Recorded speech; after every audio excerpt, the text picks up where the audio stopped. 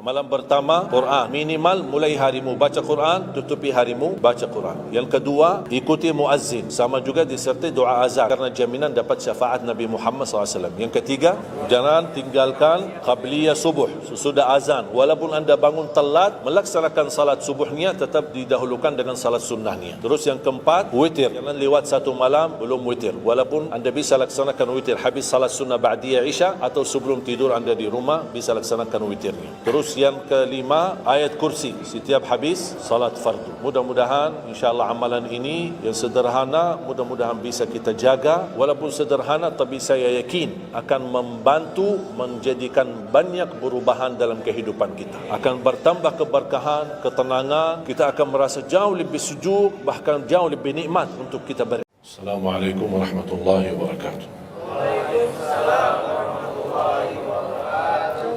الحمد لله رب العالمين أشهد أن لا إله إلا الله وحده لا شريك له ولي الصالحين وأشهد أن سيدنا ونبينا محمدا عبده ورسوله الصادق الأمين اللهم صل وسلم وبارك على سيدنا محمد وعلى آله وصحبه ومن تبعهم بإحسان إلى يوم الدين سبحانك لا علم لنا إلا ما علمتنا إنك أنت العليم الحكيم.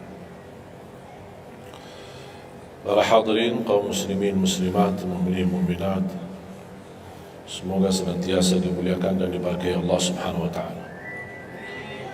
Dalam kesempatan yang singkat ini saya ingin mengingatkan beberapa amalan. Menurut saya amalan ini rata-rata sudah ditahu oleh orang dan hafal. Tapi cukup banyak yang melalaikan, tidak menyadari amalan yang sederhana ini dianugerahkan oleh Allah dengan pahala yang amat-amat besar. Yang pertama, bacaan Al-Quran. Banyak orang yang malas membaca karena tidak bisa baca atau alasan tidak mengerti artinya. Daripada saya baca tak faham artinya, mendingan tak usah baca. Itu bisikan syaitan. Yang membisiki seperti ini adalah syaitan. Buat apa kamu baca? Kan kamu tak faham. Mendingan tak usah baca, supaya kita meninggalkan bacaan Al-Quran. Sedangkan dijanjikan oleh Allah SWT dan juga Rasulullah SAW, setiap satu huruf 10 kebaikan, bukan setiap amal. Semua hitungannya dengan amal. Salat 5 waktu dapat pahala 50, salat duha dapat pahalanya, salat qiyamul lail ada pahalanya, sunnah fajar sebelum azan, sudah azan, sebelum salat, itu pahalanya sama dengan dunia dan seisinya, seluas dunia dan seisinya. Ini sunnahnya. Kira-kira gimana yang wajib? Rasulullah SAW bersabda di hadis yang sahih, la aqulu alif lam mim harf, walakin alifun harf wa lamun harf wa mimun harf. Alif lam mim bukan satu huruf, tapi alif satu huruf, lam satu huruf, mim satu huruf. Cuba kalau kita baca setiap hari satu halaman aja, berapa kita mendapatkan nilai pahala? Hitung, silakan. Bawa kalkulatornya dan hitung sendiri. Tak ada yang sia-sia di sisi Allah. Membaca Al-Quran walaupun tidak memahami isinya, tetap terhitung setiap satu huruf 10 kebaikan. Berarti anda tidak sia-sia membaca Al-Quran walaupun tidak faham. Ada orang membaca tapi berbata-bata. Dia merasa salah bacaannya, keliru. Dia sudah berusaha belajar tapi itu kemampuannya. Didatangi syaitan, dibisikin, salah mulu bacaan kamu, tak benar bacaan kamu, wakaf tidak benar, panjang pendeknya tak benar, apalagi hukum tajwid tak benar. Bisa keliru, bisa dosa. Astagfirullah, dosa ya. Udah, terima kasih syaitan. Malah dia terima kasih lagi sama syaitan. Dibisikin, didengarin, diterima, langsung dia rubah, tidak baca. Alasannya takut dosa. Padahal ada berita gembira dari Rasulullah SAW, al-mahiru bil-Qur'ani ma'as safaratil kiramil barara, yang mahir dalam membaca Al-Quran, nanti di hari kiamat dia bersama malaikat safara kiram barara. Terus ya Rasulullah, gimana keadaan yang berbata-bata itu? Gimana? Walladhi yatata'ta'u fi wa huwa alaihi syaq lahu ajran. Barang siapa yang membaca tapi masih berbata-bata dalam bacaannya, bukan dosa, justru 2 pahala. 1, karena dia mau baca Al-Quran. 2, karena ada berbata-bata, kesulitan dalam membaca. Allah menghargai kesulitan, Allah berikan pahala. Berarti tidak ada rugi sama Al-Quran. Semenjak saya mengambil keputusan tidak memegang HP, saya sadari betapa banyak kita rugi berjam-jam, berhari-hari, berminggu-minggu, bahkan bertahun-tahun kita jauh dari Al-Quran. Aku heran ketika mendengar ada orang yang bisa lewat 1 bulan tapi tidak khatam Al-Quran. 1 bulan, 30 hari, berarti minimal setiap hari 1 juz. Dikali 30 hari, 30 juz. Ada orang 1 tahun dah khatam-khatam. Syukur kalau khatam di bulan suci Ramadan 1 kali. Habis Ramadan dia tutup Al-Quran. Mohon maaf, ketemu lagi di tahun depan pas Ramadan lagi. Ini keadaan kita. Makanya orang berkata, negeri kita bermasalah terus, negeri kita politiknya begini, negeri kita selalu ada ini. Perbuatan tangan kita. Di mana kita jauh hubungan kita sama Allah, Allah hantarkan musibah sampai kita sadar memperbaiki hubungan kita sama Allah. Salatnya, Qur'annya, ibadahnya, itu kunci memudahkan dan mengatasi semua masalah.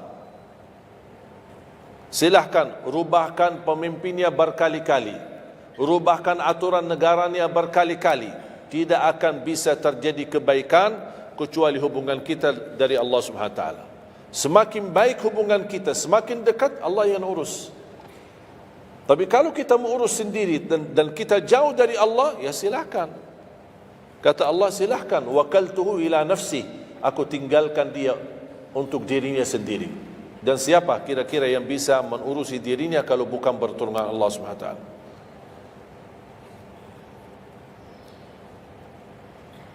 Jangankan bisa khatam Al-Quran dalam 30 hari, jangan 1 juz dalam 1 hari, 30 hari bisa dikhatam dalam waktu 10 jam. Saya pernah tes, menghitungkan waktu, bawa alarm, membaca dari subuh sampai zuhur. Tiba waktu zuhur, saya stop alarmnya, saya lanjut lagi habis zuhur. Sampai asar, lanjut lagi habis asar, lanjut sampai maghrib. Berapa saya habis khatam 30 juz? Bagi orang yang lancar bacaannya, tidak berbata-bata, bacaannya lancar, hurufnya jelas, tajwidnya bagus, tidak terlalu cepat, standar, sebagaimana bacaan tadi salat Isya, itu namanya standar, hadar, tapi disempurnakan tajwid, tidak boleh cepat dan tidak boleh terlalu lambat. 10 jam mampu khatam 30 juz. Saya punya teman sekolah di Madinah, dia berhasil khatam 30 juz dalam waktu 7 jam 49 menit. Makanya aku heran kalau ada orang berkata 1 bulan, ya mana bisa ya? Tahu enggak apa yang membuat masalah kita kenapa tidak bisa khatam Al-Quran? Karena suka lihat halaman belakang. Begitu buka baru mulai Al-Baqarah, Alif Lam Mim Dzalikal, buka terus halamannya. Sambil baca kita buka 600 sekian, kapan habisnya? Hudal lil muttaqin, sadaqallahul azim. Sudah langsung sadaqah karena sudah merasa berat. Dia menghitung halaman belakang sedangkan dia baru aja mulai 1 ayat. Dia langsung sadaqallahul azim. Syaitan tidak mungkin dan tidak senang melihat kita sering membaca Al-Quran. Kalau orang dulu susah baca Al-Quran wajar, karena susah menemukan Quran. Zaman sahabat cari kulit unta untuk tuliskan ayat yang Allah turunkan. Ada potongan ayat di Sayyidina Utsman, ada potongan ayat di Sayyidina Abu Bakar, ada potongan ayat di sana sini. Cuba kumpulkan, susah. Makanya semuanya larinya kepada sahabat yang begitu datangnya wahyu, mereka langsung mendengar dari Rasul, langsung bisa hafal. Seperti Sayyidina Ubay bin Ka'ab radhiyallahu an, Zaid bin Thabit radhiyallahu an, Anas bin Malik radhiyallahu an, Uthman bin Affan. Jadi mereka datangin para penghafal Quran. Dah ada mushaf, dah ada Quran, dah ada HP bisa download Al-Quran 30 juz. Gimana? Tapi mereka tidak pernah tinggalkan Al-Quran. Bahkan ada di antara sahabat yang setiap malam tahajudnya khatam 30 juz dalam satu tahajud. Cuba bayangkan, kira-kira alasan kita apa? Quran sudah di mana-mana, dalam segala terjemahan, warna-warni, tajwid, semua ada. Yang bagus, yang besar. Maaf, mata saya, ada yang besar, ada segede meja ini, ada. Susah menemukan, alhamdulillah HP bisa sekarang isinya 30 juz, bisa dibawa kemana-mana, tak usah pusing mencari Al-Quran. Semua kemudahan, semestinya kita mampu mengalahkan sahabat Rasul. Karena kita semua fasilitas ada. Apa yang kita mau bilang sama Allah?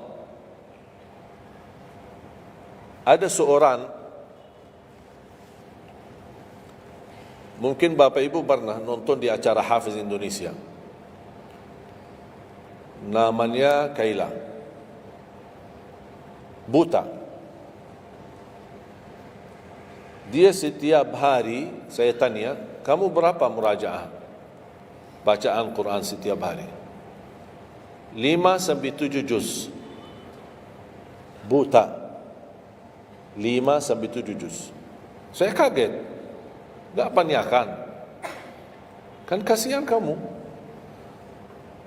Dan kebetulan kamu sudah punya uzur, kamu dah baca Al-Quran sama sekali, ana yakin Allah maafkan.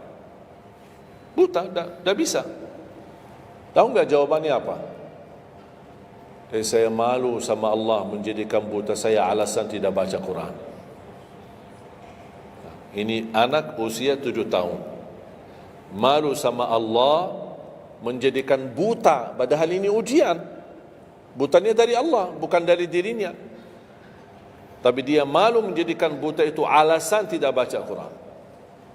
Pertanyaan saya, alasan antum apa? Apa alasan? Sibuk. Belum ada waktu. Ya, saya maklum, belum ada waktu. Memang dunia ini bikin stres, makanya tidak ada waktu. Saya nasihatkan mulai hari ini, jangan kasih Al-Quran sisa waktumu. Dalam istilah, kalau ada sisa waktu, insya Allah saya baca Quran.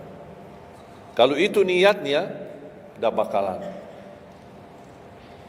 Tapi tolong utamakan Al-Quran dalam sehari-harimu. Minimal mulai harimu baca Quran, tutupi harimu baca Quran. Jangan tunggu sisa waktu. Wallahi Al-Quran keberkahannya luar biasa. Kesumbuhan, petunjuk, keberkahannya menjaminkan ke surga, selamat siksa neraka, selamat dari siksa kubur. Banyak anugerah. Sayang. Kadang-kadang kalau kita mendengar ada seorang da'i atau seorang ustaz, materi-materi bukunya bagus, isinya bagus, kita kejar. Di mana buku itu jual? Kita cari informasi, di mana buku itu jual? Ini tulisan manusia. Kita kagumi, kita banggakan, kita suka dan kita ikuti, bahkan kita kejar di mana-mana. Al-Quran kalamullah. Masa kalam manusia lebih mulia di hati kita daripada kalamullah? Silahkan, boleh kagumi apa penyampaian ustaz, da'i, tapi jangan melebihi apa kata Allah. Jangan kita terharu ketika mendengar seorang berceramah, tapi berkali-kali kita simak ayat suci Al-Quran tidak pernah meneteskan air mata, seperti mendengar surat kabar atau koran. Masalah. Ternyata ucapan manusia lebih menyentuh hati Padahal kata Allah, kalau Al-Quran diturunkan di atas gunung bisa hancur jadi tanah basir. Kembali lagi, jangan lewat satu hari belum baca Quran. Tidak bisa baca, masih bisa simak, dengar, setelkan murattal dari HP-mu. Manfaatkan kondisi macet di Jakarta. Manfaatkan. Lagi naik motor, taruh apa ruginya? Ruginya apa? Simpan handphone di telinga, ya sambil bawa motor. Dengarin ayat suci Al-Quran. Nikmat, berkah, dalam lindungan Allah, disertai malaikat. Apa ruginya? 1 jam di dalam perjalanan, tidak ada rugi. Terhitung memang umur kita, tapi sudah diisi mendengar Al-Quran. Juga banyak waktu. Nikmat. Kalau saya merasa kesibukan mengganggu sampai tidak ada luang waktu cukup untuk saya bisa baca tilawah di rumah, saya menikmati di jalan. Apalagi kalau mau pergi ke acara, apalagi kalau keluar kota, berjalan lumayan jauh, nikmat. Ya Allah, mudah-mudahan macet terus. Nikmat. Macet ini menjadi nikmat. Dah fikir macetnya karena lagi melihat Al-Quran. Beda sama orang, hanya sepanjang berjalan chat HP, HP. Merasa bosan. Sudah semua chat sudah dilewati, semua SMS sudah dibalas, semua pesan-pesan sudah dibaca. Akhirnya bosan. Macet mulu ini Jakarta. Nanti temannya di sebelah, kalau bukan macet, bukan Jakarta loh. Itu habis waktu, sia-sia. Padahal Al-Quran ini kita baca tidak mesti dalam keadaan wudu. Apalagi kita dalam perjalanan, kita naik motor atau naik mobil, kita bisa dengan handphone kita, HP kita. Ada orang terus, gimana saya membawa Al-Quran terus saya tidak berwudu? Kan kamu menyentuh HP, bukan menyentuh Al-Quran. Bersentuhan dengan HP. Jadi saya harap, sekali lagi mohon dengan sangat, kalau boleh terima permohonan saya, tolong tinggikan perhatianmu kepada Al-Quran. Ingin berkah rezeki, berkah umur, sihat wal afiat, bahagia selamat dunia akhirat, tolong perhatikan Al-Quran. Semakin banyak perhatian kamu kepada Al-Quran, semakin banyak perhatian Allah kepadamu. Terserah kamu milih. Mau dapat perhatian dari Allah cuma 1 jam, ya udah 1 jam aja baca Quran. Mau perhatian dari Allah selalu, udah selalu bersama Al-Quran. Karena ini Al-Quran kalamullah, bukan makhluk, bukan diciptakan, diturunkan. Kalamullah, ucapan Allah Subhanahu wa taala. Masa kita tidak tertarik? Cukup karena ini kalamullah itu sudah cukup membuat kita tertarik. Masa kalam manusia lebih kita tertarik daripada kalamullah? Belum apalagi dijanjikan setiap satu huruf 10 kebaikan.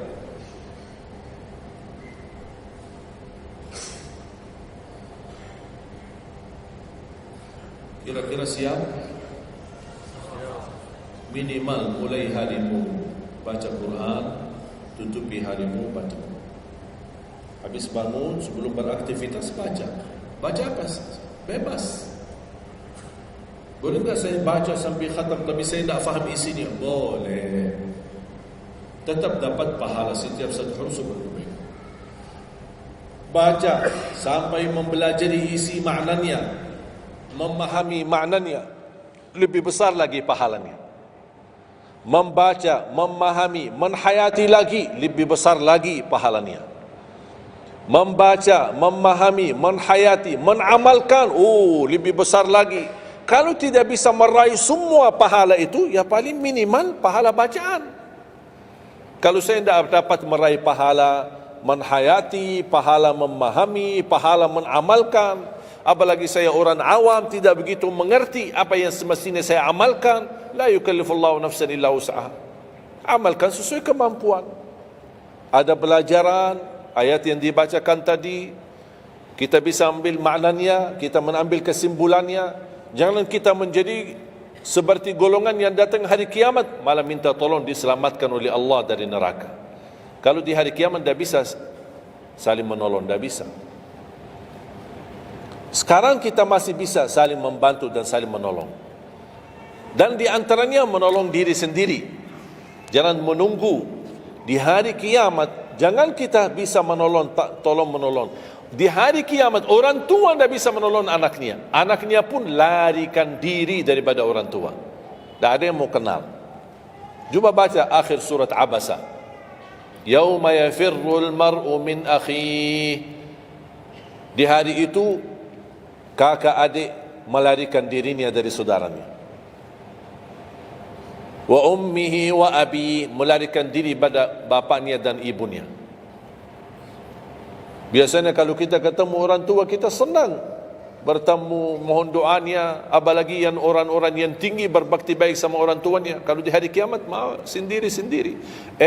Jangan kita yang melarikan diri sendiri. Para Nabi dan Rasul semuanya doanya salim salim, ya Allah selamatkan, ya Allah selamatkan. Ini Nabi, kira-kira kita gimana?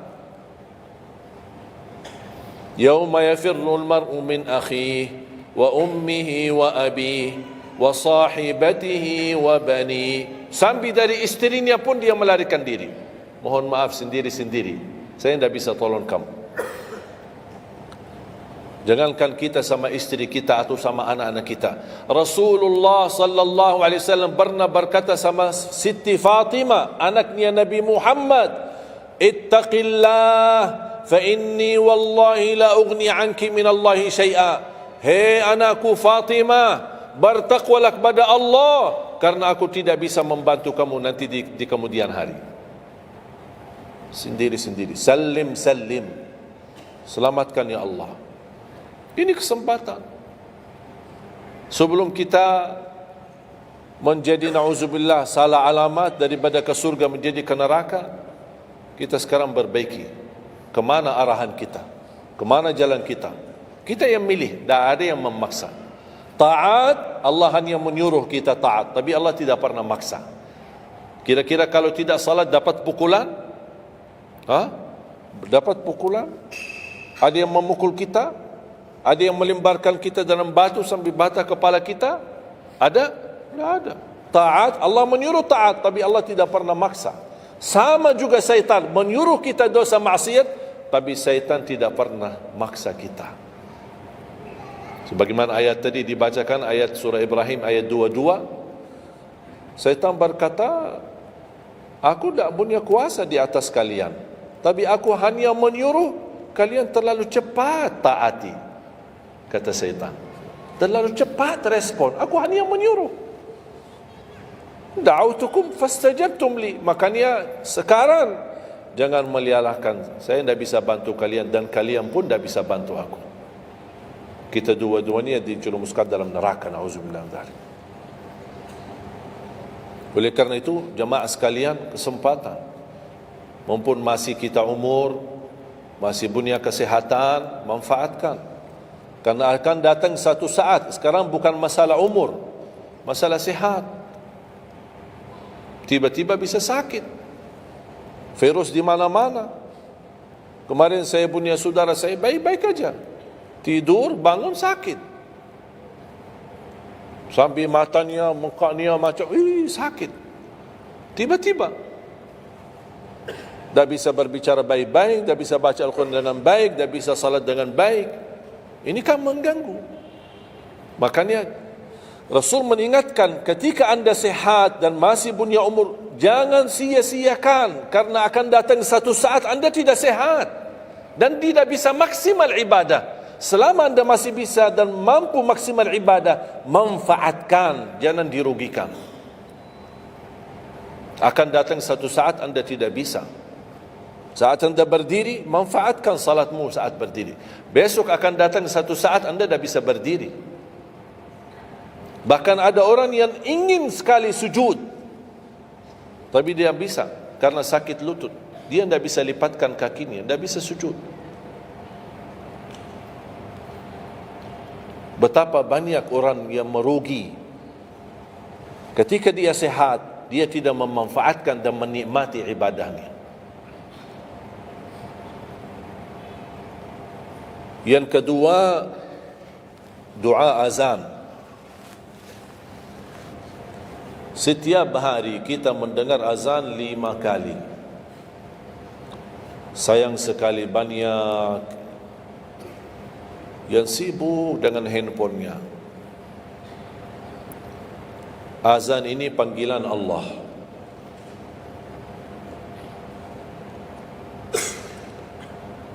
Barang siapa, kata Rasulullah SAW, mengikuti perkataan muazzin. Artinya muazzin mengucapkan Allahu Akbar, Allahu Akbar. Kita ucap Allahu Akbar, Allahu Akbar. Asyhadu an la ilaha illallah, asyhadu an la ilaha illallah. Asyhadu anna Muhammadar Rasulullah, asyhadu anna Muhammadar Rasulullah. Habis wa asyhadu anna Muhammadar Rasulullah, kita berkata wa ana asyhadu an la ilaha illallah wahdahu la syarikalah wa anna Muhammadan abduhu wa rasuluh. Raditu billahi rabba wa bi Muhammadin nabiyya wa bil islami dina. Sebagaimana diriwayatkan Imam Muslim.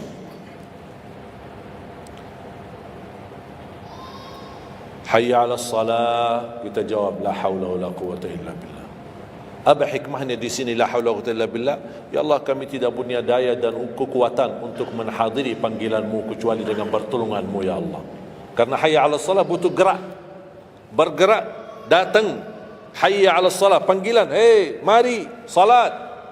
Ya Allah, la haula wala quwwata illa billah. Ya Allah, kami tidak punya kemampuan menghadapi godaan dunia, menghadapi hawa nafsunya, menghadapi malas kecuali dengan kekuatan-Mu ya Allah. La haula wala quwwata illa billah. Meraih kemenangan, meraih kemuliaan, hayya 'alal falah. Ya Allah, kami tidak mampu meraih kemuliaan itu kecuali dengan kekuatan dan izin-Mu ya Allah. Allahu Akbar, Allahu Akbar, kita ucapkan Allahu Akbar, Allahu Akbar. La ilaha illallah, kita ucapkan la ilaha illallah. Habis itu apa? Apa kata Rasulullah SAW di hadis yang diriwayatkan Imam Bukhari? Thumma salla alayya, selepas itu dia bersalawat kepada Nabi Muhammad. Allahumma salli ala Muhammadin wa ala ali Muhammad. Bagi Sayyiduna boleh, tidak bagi Sayyiduna boleh. Selepas itu doa, Allahumma rabb hadhihi ad-da'wati at-tammah was-salati al-qa'imah ati Muhammadan al-wasilata wal-fadilah wab'athhu maqaman mahmudan alladhi wa'adta. Ini ucapan yang saya sampaikan di Sahih Bukhari. Ada riwayat-riwayat yang lain, Allahumma rabb hadhihi ad-da'wati at-tammah was-salati al-qa'imah ati sayyidina Muhammadan al-wasilata wal-fadilata wad-darajata al-'aliyata ar-rafi'ata min al-jannah wab'athhu maqaman mahmudan alladhi wa'adta innaka la tukhliful mi'ad. Innaka la tukhliful mi'ad. Tambahannya diriwayat Imam An-Nasai dan semuanya sahih. Mau milih mana yang anda hafal, mana anda biasakan, silakan. Mau ambil hadis yang diriwayatkan Imam Bukhari boleh, mau ambil yang diriwayat Imam Nasai boleh. Asal jangan sampai begitu dengar azan tidak mengikuti muazzin dan sia-siakan doa itu. Padahal doa sederhana. Siapa yang tidak hafal? Setiap ditayangkan azan di TV selalu dibacakan Allahumma rabb hadhihi ad-da'wati at-tammah was-salatil qa'imah. Saya pernah tanya guru saya, seandainya ketika saya mendengar azan tapi terlalai dengan kesibukan atau telefon mendadak atau apalah urusan, baru saya menyadari ketika muazzin sampai ke hayya 'alas salah, saya belum mengikuti dari awal. Gimana caranya biar saya tidak rugi dalam pahala? Kata guru saya, ulang sendiri dari awal. Allahu Akbar, Allahu Akbar, Allahu Akbar, Allahu Akbar. Asyhadu an la ilaha illallah, asyhadu an la ilaha illallah, asyhadu anna Muhammadar Rasulullah. Sampai mendapat mengikuti muazzin dalam sisa azannya. Begitu selesai baca doa yang saya tadi sampaikan. Apa kata Rasulullah? Barang siapa yang mengamalkan ini, faqad hullat lahu syafa'ati yaumal qiyamah, dijamin dapat syafaatku. 5 kali kesempatan tertulis nama kita, jaminan dapat syafaat Nabi Muhammad, tapi kita sia-siakan. Siapa yang tidak mau syafaat Nabi Muhammad? Ini kesempatan.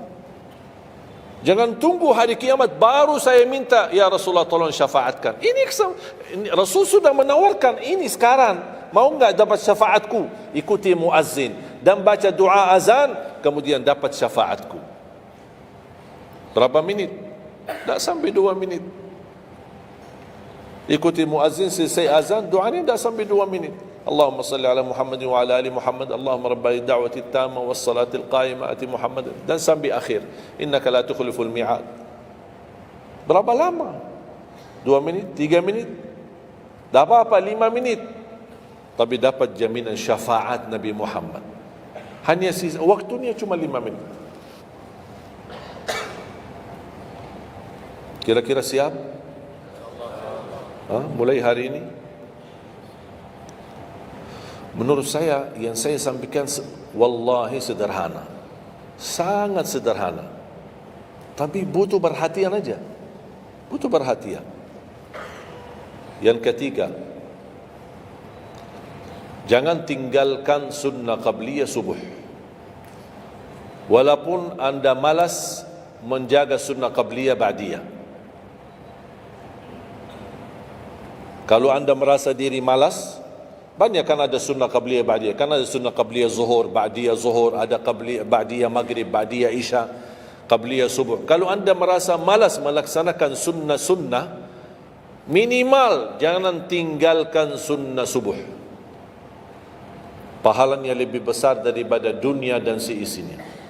Walaupun anda telat bangun, sudah kesiangan, tetap wajib ambil air wudu, laksanakan sunnahnya baru salat subuhnya, walaupun anda bangun jam 11 siang. Tetap banyak orang karena ketiduran dan terlewat waktunya, dia tidak salat subuh, terus ini hutang, wajib bayar, dan tidak bisa besok ganti subuh 2 kali. Tidak ada di dalam agama. Subuh, ya udah, ya Allah, nawaitu salat subuh yang kemarin karena saya ketiduran lillahi ta'ala. Mudah bisa. Apa kata ini? Bukan, mohon maaf, ini bukan kata saya supaya orang jangan ini pendapat baru. Bukan kata saya, tapi kata Rasulullah SAW. Bukan kata Majlis Ulama Indonesia, bukan kata saya, bukan kata siapa-siapa. Kata Rasulullah SAW di hadis yang sahih, man nama an salatin aw nasiyaha falyusalliha mata dzakaraha la kaffarata laha illa dzalik. Ya Allah, terima kasih ya Rasulullah. Sepertinya Rasul sudah diberitahu umatnya bakal ketiduran banyak dari salat. Maka dia sudah diberikan solusi. Seandainya ketiduran, ini juga kata Rasulullah, man nama an salatin, silahkan nanti anda pas pulang buka di Google, biar lihat sanad hadisnya ini. Oh, Syekh Ali kau bawain hadis yang dah benar ini. Silahkan. Tahu, kenal enggak Syekh Google? Syekh Google kenal? InsyaAllah semua ilmu dia tahu. Tinggal masukin aja. Barang siapa yang ketiduran dari salat, hadis, terus klik, dia keluar. Semua dasarnya apa itu dijelaskan. Semua. Mu bahasa Arab ada, mu bahasa Indonesia ada, mu bahasa Inggris pun ada. Syekh Google hebat. Man nama an salatin aw nasiyaha falyusalliha mata dzakaraha la kafarata lahu illa dzalik. Barang siapa yang ketiduran, coba ketiduran. Tidur menurut ulama dianggap uzur. Pernah istri saya ketika saya keluar kota, dia hubungi dan dia bangun kesiangan, kira-kira jam 8. Dia telefon dan nangis. Kenapa nangis? Sakit? Enggak, ketiduran tadi subuh. Ya udah, ambil air wudu, salat subuh. Rasulullah aja pernah ketiduran dari salat subuh. Yang tidak boleh, jangan terlalu sering. Kalau sekali-kali karena sakit, terlalu lelah, capek, Allah maklumlah, kita manusia lemah. Tapi jangan setiap hari ketiduran. Ya Allah, maaf ketiduran ya. Kira-kira di jam kantor, kalau setiap hari kita telat, alasannya, ya maaf bos, ketiduran. Besok lagi alasan yang sama, maaf ketiduran. Besok lagi alasan yang sama. Kira-kira gimana? Dipecat enggak? Dipecat. Malu kita, sama manusia aja tak berani kita dengan alasan yang sama, kita selalu itu aja. Masa sama Allah kita berani? Sekali-kali boleh uzur, capek, sakit. Sekali lagi, sekali-kali, tapi jangan terlalu sering. Ketika kita bangun, jam berapapun wajib laksanakan. Karena kata Rasulullah, tidak ada kafara yang lain. Tidak ada kata ganti dengan uang, atau ganti dengan sedekah, atau ganti dengan, tidak bisa. Tunaikan. Falyusalliha, kata Rasulullah, falyusalliha, segerakan salat itu jam berapapun, walaupun kesiangan.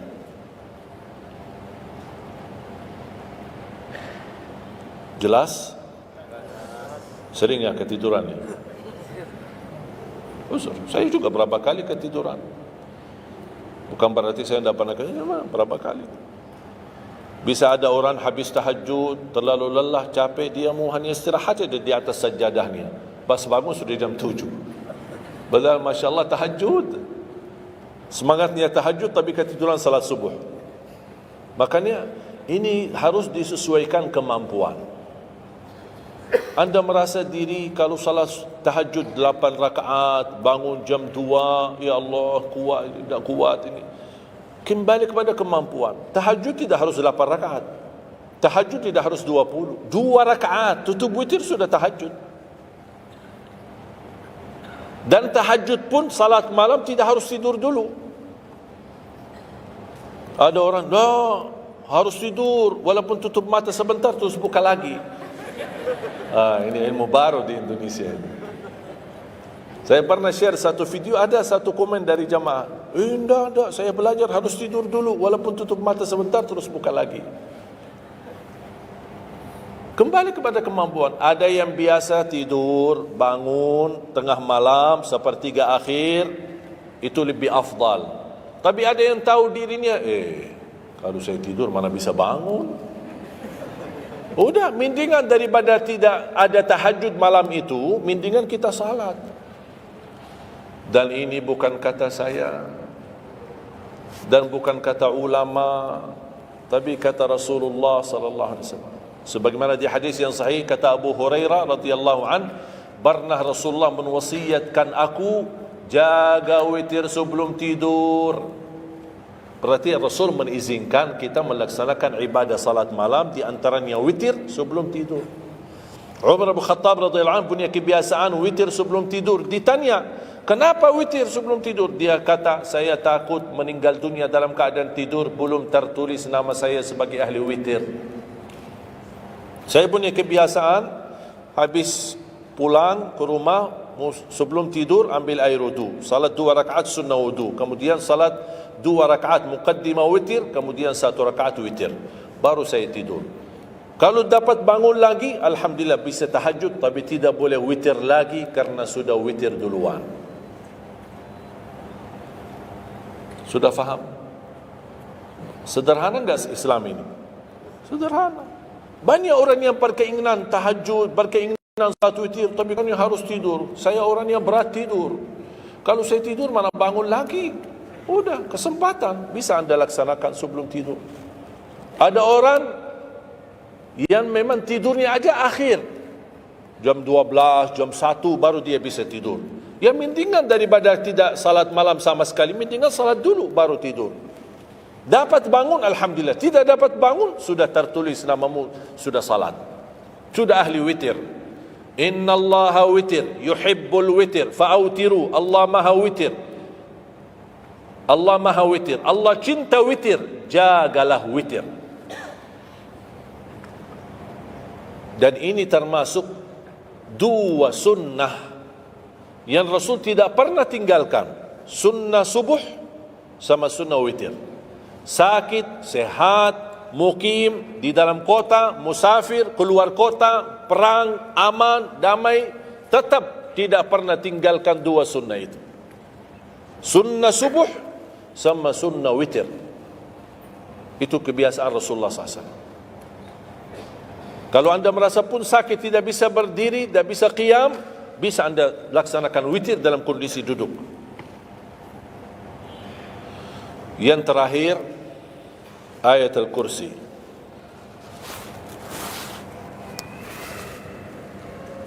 Jangan tinggalkan ayat al-kursi lepas salat.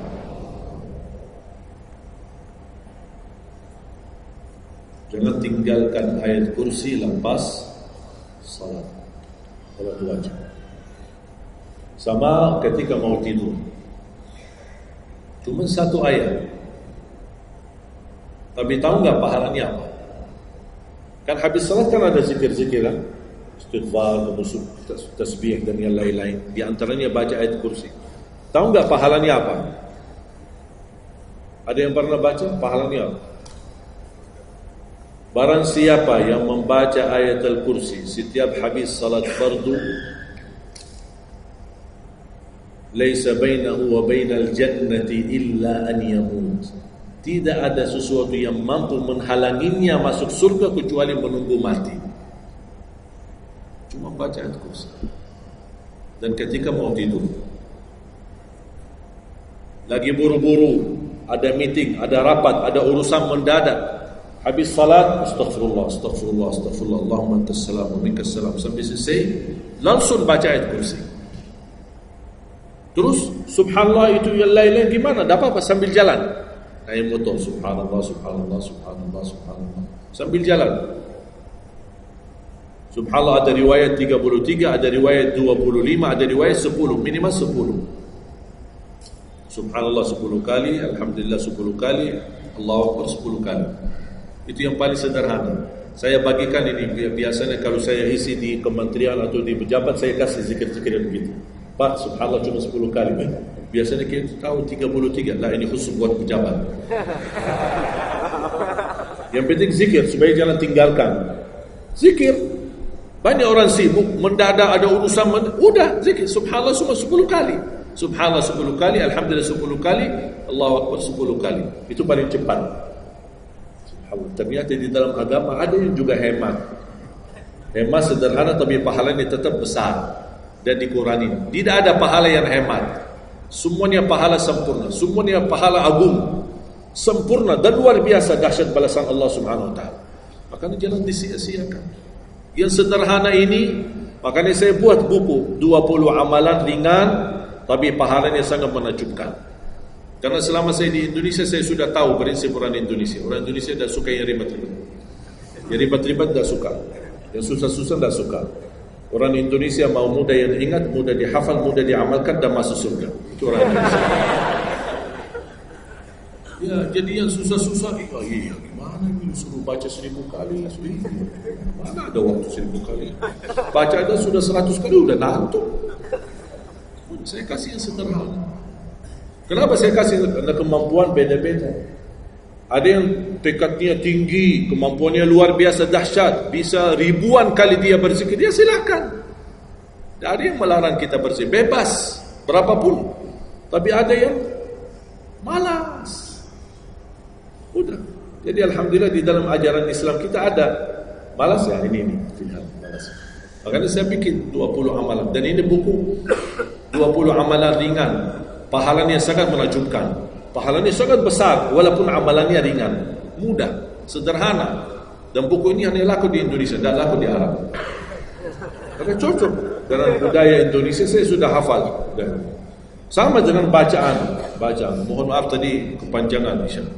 Pas begitu saya ingat merindukan kota Madinah, suasana Madinah. Pas di rakaat yang kedua saya, saya di Indonesia. Makanya saya tidak jadi panjang rakaat kedua, biar lebih cepat. Karena memang budaya ini tidak bisa panjang-panjang, lama-lama tidak bisa.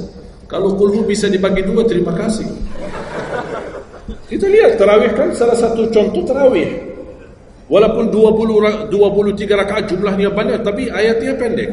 Al-Hakum qul al-Asr qul al-Humazah qul. Ini budaya. Kita kan hormati budaya, harus belajar. Walaupun ada sekarang ada beberapa masjid yang panjang, ya nanti balik kepada kemampuan, tapi tidak boleh saya menyalahkan. Ada orang yang suka, ada saya mau yang qul ya udah sana. Masih qul di sana, masih kita kan. Yang penting kita bisa jaga salat. Dan yang terpenting dalam salatnya adalah yang terjaga kekhusyuan. Bukan masalah jumlahnya, bukan masalah kepanjangannya, tapi kekhusyuan. Tumaknina, karena tumaknina rukun dalam ibadah salat. Sama seperti rukun qiyam, rukun baca al-fatihah. Tumanina. Apa itu tumanina? Ketenangan dalam salat. Bacaannya tenang, gerakannya tenang. Bukan kejar-kejaran. Imamnya baru baca al-fatihah, sudah amin. Imam makmum belum selesaikan ini, terus dikejar imam. Imam Allahu Akbar, sami Allahu hamd, Allahu Akbar, Allahu Akbar, Allahu Akbar. Imam makmum jadi kasihan. Kejar, dia tidak bisa baca. Makmum, wallahi makmum tidak bisa baca apa-apa. Hanya fokusnya bisa kejar imam. Yang penting jangan sampai tertinggal imam. Yang saya fikirkan, kasihan yang tua-tua, bapak-bapak. Gimana yang bapak-bapak? Kalau yang muda-muda masih bisa kejar imam, terus yang bapak-bapak gimana? Setiap gerakannya batuk 10 kali. Rukuk batuk lagi, sujud batuk lagi. Karena pelan-pelan gerakannya. Saya pernah ada satu kejadian ketika masuk salah satu kampung, kita lewati, saya mampir. Samping saya ada bapak, lumayan tua, gerakannya juga pelan-pelan. Yang saya kasihan, Imam Allah. Saya suka pas ketika takbir. Allah. Bismillahirrahmanirrahim. Alhamdulillahirrahmanirrahim. Astagfirullahaladzim. Barusan enak, takbirnya enak. Bacanya kenapa enggak? Ini pelan-pelan aja. Santai aja, santai. Walaupun baca satu ayat dua, bukan masalah berapa banyak bacaannya. Yang penting kekhusyuan, tumanina, karena rukun tumanina. Allahu Akbar, sami Allahu hamd. Saya lihat bapak ini yang sebelah saya. Saya masih bisa kejar imam. Bapak ini enggak kejar-kejar. Imam sudah rukuk, bapak belum rukuk. Begitu imam sami Allahu hamd, bapak enggak jadi rukuk, diikut sami Allahu hamd. Astagfirullahalazim. Pas sujud, kita sudah sujud 2 kali. Bapak kan pelan-pelan sambil batuk. Terus dia turun sujud. Pas dalam kondisi sujud, kita sudah berdiri. Bapak kan baru dia turun. Dia berdiri lagi. Astagfirullahaladzim. Pas di rakaat yang kedua, saya megang tangannya. Pak, kita pulang aja deh. Biar bapak salat di rumah. Kasihan bapak tidak bisa salat. Tidak bisa ruku, tidak bisa sujud, tidak bisa apa-apa. Makanya tumanina bukan wajib, bukan sunnah, tapi rukun dalam salat dan tidak sah. Walaupun salat sunnah, tidak sah salatnya seorang kalau dia tidak membawa tumanina. Tidak sah. Disiarkan, di-sharekan, diviralkan, dia bilang ada 23 rakaat 7 menit. Menurut saya tidak usah panjang lebar dibahas. Tidak sah, sudah selesai. Karena meninggalkan, sama dengan orang salat tapi tidak baca Al-Fatihah. Kira-kira sah tidak? Tidak sah. Gimana kira-kira bacaan Al-Fatihah? Oleh karena itu jemaah sekalian, mari kita sama-sama. Apalagi tidak lama lagi kita menyambut bulan suci Ramadan. Saya harap kita mencintai budaya kita, mencintai negeri kita, tapi harus hal yang perlu diluruskan, harus diluruskan. Apalagi yang terkait ibadah salat, tarawih. Tidak masalah masjid 11 rakaat, ada masjid 23 rakaat, jangan ribut. Tidak masalah. Yang mau 11 silakan, yang mau 23 silakan. Yang penting kita bisa melaksanakan salat dengan baik. Apalagi alhamdulillah sudah sekarang muncul banyak para imam-imam, pemuda-pemuda yang bacaannya merdu, yang bacaannya indah. Kita bisa menikmati suasana bulan suci Ramadan. Bacaannya tidak mesti panjang-panjang. Walaupun rata-rata di Indonesia jarang kita menemukan masjid yang khatam. Dulu saya ingat waktu saya masih di Lombok, kita ingat salat tarawih khatam 30 juz dan salat tahajud di 10 malam terakhir khatam lagi 30 juz. 2 kali kita khatam dalam 1 bulan Ramadan. Tapi ini karena permintaan dari lingkungan dan jamaah. Kalau tidak ada permintaan susah. Apalagi orang baru datang. Saya sering memperhatikan orang baru datang kayaknya salah masuk masjid. Pas begitu melihat imamnya kepanjangan, masjid apaan? Mundur ke belakang. Bahkan saya pas ketika lihat ada makmum mundur, saya baru masuk. Bapak mau kemana? Mau ambil wudu lagi. Pas habis salat saya tarik kanan kiri, tidak ada. Ternyata ambil wudu di rumahnya. Jadi karena tidak semua bisa, makanya tidak boleh kita saling menyalahkan, tapi kita harus saling mengingatkan. Saling mengingatkan. Mari kita sama-sama menjaga ibadah yang benar. Mari kita sama-sama menjaga ibadah yang khusyuk, ibadah yang tumanina. Mudah-mudahan amalan-amalan yang saya sampaikan tadi Mudah-mudahan bisa diingat, bisa dihafal dan mudah diamalkan. Masih ingat kan? Atau perlu saya ulang? Amalan pertama, Quran. Minimal mulai harimu baca Quran, tutupi harimu baca Quran. Yang kedua, ikuti muazzin. Sama juga disertai doa azan karena jaminan dapat syafaat Nabi Muhammad SAW. Yang ketiga,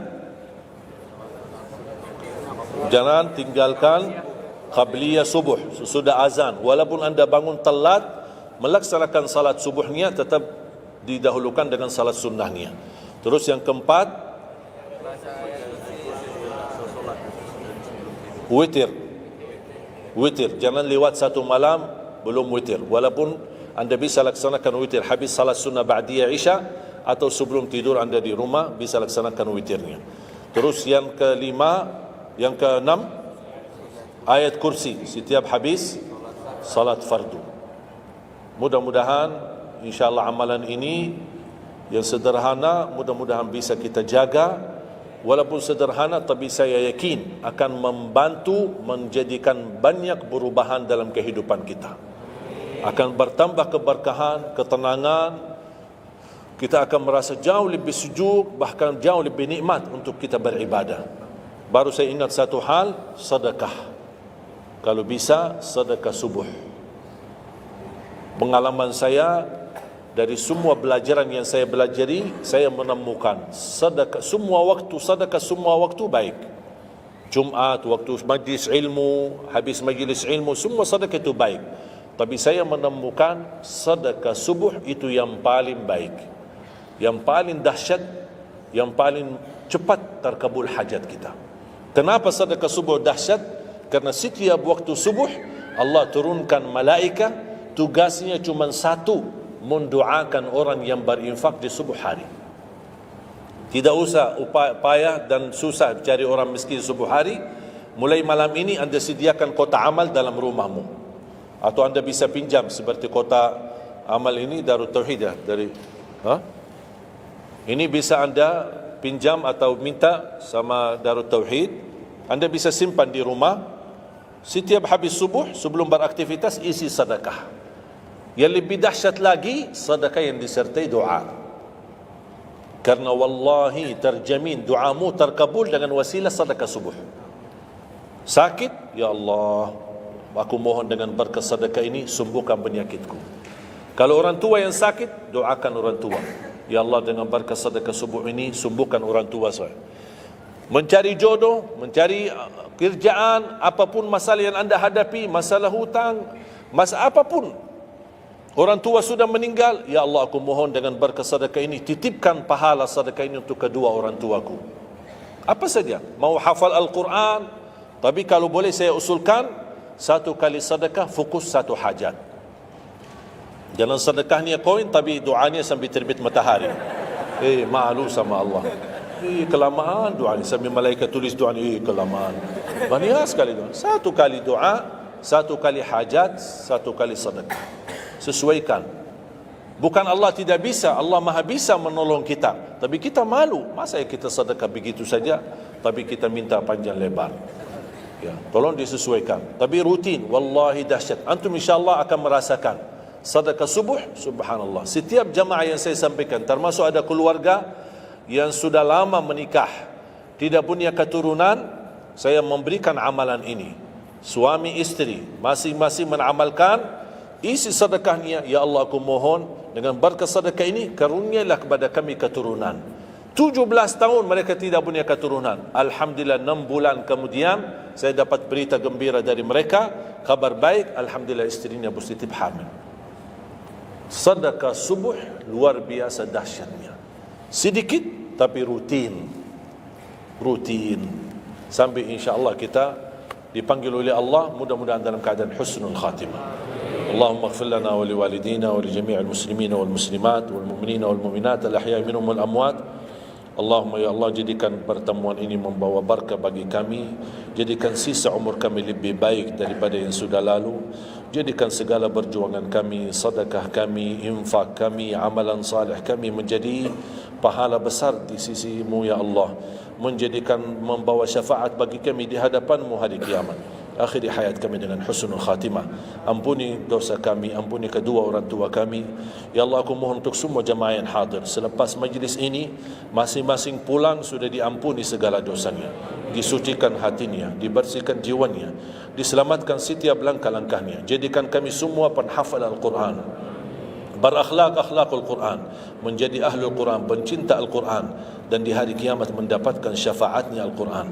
Birahmatika ya arhamar rahimin. Rabbana atina fid dunya hasanah wa fil akhirati hasanah wa qina adzaban nar. Wa sallallahu ala sayyidina nabiyina Muhammad wa ala alihi wa sahbihi baraka wasallam. Walhamdulillahi rabbil alamin. Akhirul kalam, subhanakallahumma bihamdika asyhadu an la ilaha illa anta astaghfiruka wa atubu ilaik. Wassalamu alaikum warahmatullahi wabarakatuh.